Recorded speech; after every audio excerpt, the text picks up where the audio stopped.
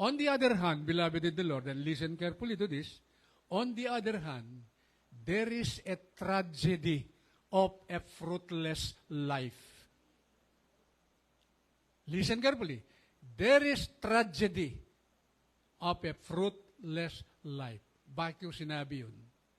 Jesus said, every branch in me that beareth not fruit shall be cut down and be thrown into the lake of fire. That is the tragedy of a fruitless life. Marami nagsasabi, meron naman fruit, the fruit of the Holy Spirit, love, joy, peace, long-suffering. Tama yun. Pero that's not the point there. Fruit-bearing is the fruit there, is the point of Jesus. Fruit-bearing. Jesus said, every branch in me shall bear fruit. But every branch not bearing fruit shall be cut down and be thrown into the lake of fire. Beware, beloved in the Lord. Pagdating mo sa langit, wala kang nadalang kaluluwa. Anong sasabihin mo sa Panginoon? Come on. Anong sasabihin mo? Every one of us will stand before the judgment seat of Christ. Everyone. Whatever we did, good or bad, we will be judged according to what we have done.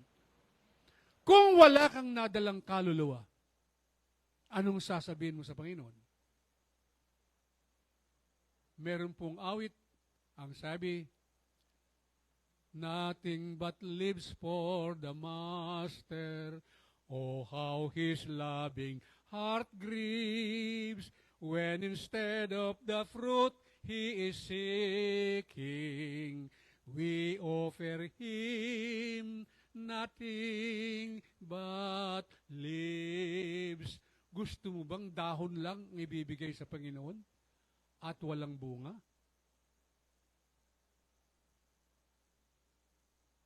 Yan ang hamon ng Panginoon sa atin.